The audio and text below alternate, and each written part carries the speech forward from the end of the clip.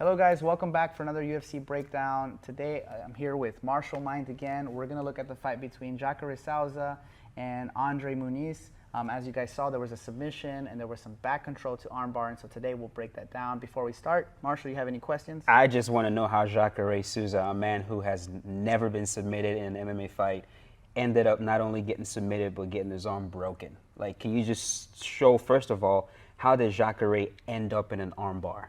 Yeah, Let's start with that. So before we start, just remember it was the first round. So the first round you're starting off, there's not a lot of sweat. So grappling, it favors the grappler a lot because there's not a lot of sweat to play with. So you can't just muscle out of stuff. You have to be very technical. Also, he did everything that you're not taught to do in jiu-jitsu, but because it's MMA, I'm sure his style has changed a little bit. And so there's that to be said about jiu-jitsu transferring to MMA. So let's talk about that position. Muniz goes for the double leg.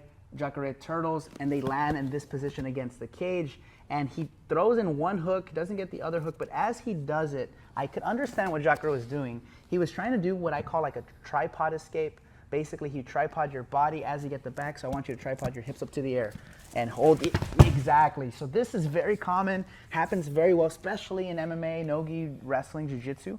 However, in that transition, number one, there was not enough sweat to get away with that muscle up. And number two, Muniz actually trapped this arm. And because there's an MMA glove here, he actually traps the arm this way.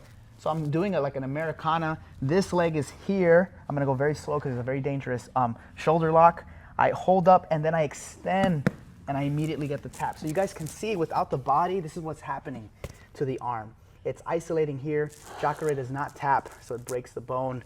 Very nasty, very hard submission. Yeah, that would break fast. Like, I fast. started to feel it immediately. Yes. Do you think he had time to tap? Of course he did, but you know, Jacare won't tap. If you look at his jiu-jitsu matches when he competed on jiu-jitsu, he never tapped.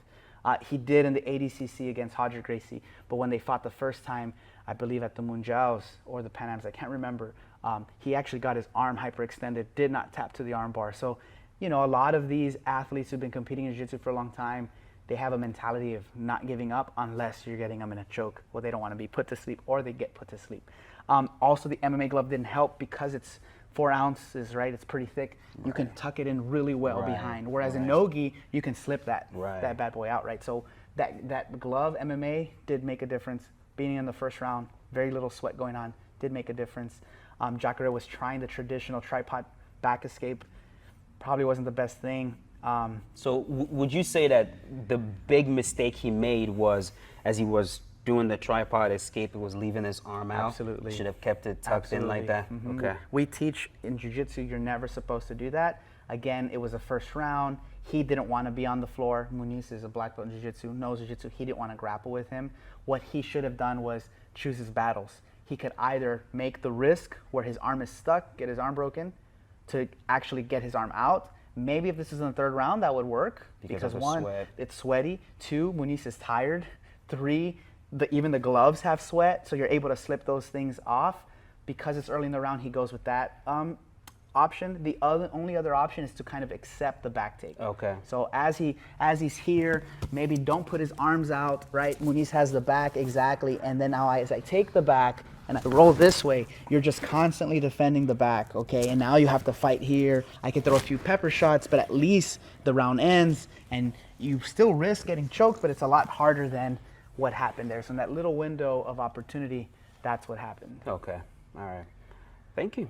Awesome, guys. If you have any questions, write them in the comments. We'll get back to you. As always, it's always an honor and pleasure to be with Martial Mind. Thank you guys for watching. Os.